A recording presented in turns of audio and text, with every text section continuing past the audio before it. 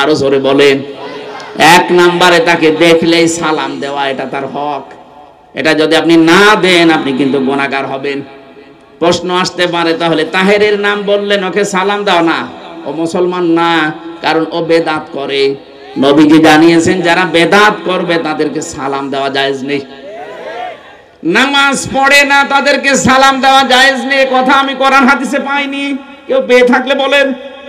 নামাজ পড়ে না তাকে সালাম দেওয়া যাবে না, আমি পাইনি। রোজা রাখে না সালাম দেওয়া যাবে না, আমি পাইনি। কিন্তু বেদাত যদি কেউ আবিষ্কার করে আর বেদাত পন্থীকে কেউ যদি ভালোবাসে তাকে সালাম দেওয়া জায়েজ নেই। ও যে বেদাত করে আর ফতোয়া দেওয়া লাগবে, এটা একটা দেখালামই তো। ইসলামে যে জিকির জায়েজ নেই, নতুন করে ওটা জিকির বলে যারা চালিয়ে দিতে চায়, এইটাই বেদাত। আমি এক কথায় বেদাতের সংজ্ঞা বলছি, ইসলামের মধ্যে নতুন কিছু আবিষ্কার করা বেদাত, আর ইসলামের জন্য নতুন কিছু আবিষ্কার করা বেদাত নয়। ও সেটা করছে ইসলামের জন্য না ইসলামের মধ্যে? মধ্যে। বলেন বলো। আরে ভাই ইসলাম তো আছে, আপনি ওর মধ্যে নতুন করে আল্লাহ বাবার জিকির কোথায় পেলেন? তার মানে এটা বেদাত। এক কথা বলছে না কেন? আর বেদাত যারা করবে এই মানুষগুলোকে কেউ সালাম দেবেন না। এমনকি বেদাত মন থেকে যারা সহযোগিতা করে, ভালোবাসে, সাহায্য করে, তাকেও সালাম দেওয়া জায়েজ নেই। এত রাগ, কিয়ামতে ওরা নবীর সাফায়াত পাবে না। সবাই আমরা লাইন ধরে যাব, হে নবী সুপারিশ করেন, ও যাবে। এটা আমার কোরআন শরীফ হাতে আমি মাথায় নিয়ে বলতে পারবো, ও যাবে। সঙ্গে সঙ্গে নবীজি বলেন ফেরেশতারা পর্দা ফেলে দেবে তাহেরের উপরে।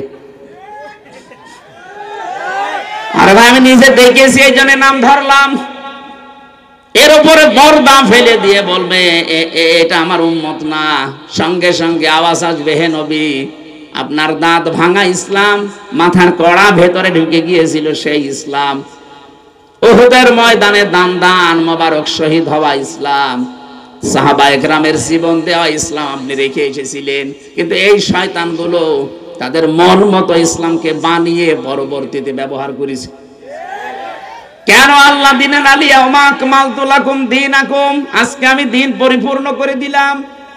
পরিপূর্ণ দিনের ভেতর আপনি নতুন করে কেল্লা বাবা ফাতে বাবা লাগালেন কোন কারণে বলেন? আপনি দলিল দিতে পারবেন যে এটারও দলিল আছে, নেই, আপনি বানিয়েছেন, সুতরাং আপনি বেদাত করছেন। এই জন্য ইসলামের মধ্যে যা করবেন ওটা বেদাত। আর ইসলামের জন্য যদি কিছু আবিষ্কার করেন, এই যে ব্যাংকিং ব্যবস্থা ওই জামানায় একরকম ছিল, কিন্তু এটা আবিষ্কার করে মডারেট ভাবে নতুন করে যারা আজ বিভিন্ন কায়দায় মোশারাকা, মোদারাবা, মোরাবাহা, বায়ে সালাম, বায়ে ইস্তেসনা, বায়ে মুআজ্জাল, বায়ে ওয়াহিদা, এরকম 18টা পয়েন্ট আছে ইসলামী অর্থনীতির উপরে। এইগুলো যারা পড়াশোনা করে যারা আজ ইসলামী ব্যাংকিং ব্যবস্থা চালু করেছে, এটা কি ইসলামের মধ্যে না ইসলামের জন্য? এই ছোটখাটো বিষয় এর প্রায় আবার কি ভেঙে ভেঙে বোঝানো যায় বলেন? এইগুলো করতে পারেন না। ইসলামের একটা উপকার হয় এমন কিছু দাঁড় করান না, ইসলামের আরো ক্ষতি হয় সেটা করে। বলতে পারেন ইসলামের কিসের ক্ষতি? আরে ভাই আল্লাহর কারণে আপনি কিসের জিকির করবেন বলেন? আল্লাহ তো আপনাকে শিখিয়ে দিয়েছে জিকির করলে লিল্লাহিল আসমাউল হুসনা ফাদউহু বিহা। কোরআন তো পড়তে পারেন না, তাই আপনাকে বোঝাতে পারছি না। যারা পড়তে পারে এরা তো বুঝতেছে। আল্লাহ বলেন আমার অনেক সুন্দর সুন্দর নাম আছে, যে নামে পারো আমাকে ডাকো, কিন্তু সাবধান, ওয়াদারুল্লাযিনা ইলহাদুনা ফি আসমাই, আমার নাম যারা এলহাদ করে, এলহাদ পরিবর্তন করে, পরিবর্ধন করে, উলট পালট করে ডাকে। ওই যে চট্টগ্রামের এক লোক আছে খুব কালো, দেখবেন এরকম লম্বা টুপি মাথায় দেয়, কি জিকির যে করে আল্লাহ, আমার মনে হয় দাঁত মুখ খুলে যাবে। কি নাম আমি জানি না, একদিন ভিডিও দেখলাম, আই রে জিকির করছে। কি নাম? রেজভি। কি রেজভি আমি জানি না। ওর মনে হয় যদি আজরাইলও আসে, চেহারা দেখলে আজরাইলও ভয় পাবে। এ কি জিকির? একবার চট্টগ্রাম গিয়েছিলাম ফটিকছড়ি, ওই সময় বিশ্ববিদ্যালয় ছিলাম, যে দেখেন মুরব্বী জিকির করছে, হাত দিয়ে ধরে বললাম মুরব্বী এত লাফান, জিকির করবেন করেন, এত লাফান গেল লাফায় মানে জিকির করছি, জিকির করেন, লাফান কেন? লাফাচ্ছে মানে আমার ভেতরে এসকো এসেছে, এসকো এসেছে, ঠিক আছে, এইভাবে করবেন, একটু আস্তে আস্তে করেন। যে এত লাফিয়েও তো টেনশনে আছি যে বাবা জান্নাত পাবো কিনা। তুমি বসে বসে জান্নাত পাওয়ার আশা করো, জান্নাত পেতে চাইলে আমার সাথে লাফাও। আমারও বলছে লাফাও না, আমরা আর যেন ভুল না করি। যারা ইলহাদ করে, ইলহাদ শব্দের ব্যাখ্যা পড়বেন তাফসিরে, যারা পরিবর্তন করে ফেলে আল্লাহর নামকে, আল্লাহ কোথায় আর কেল্লা কোথায় বলেন?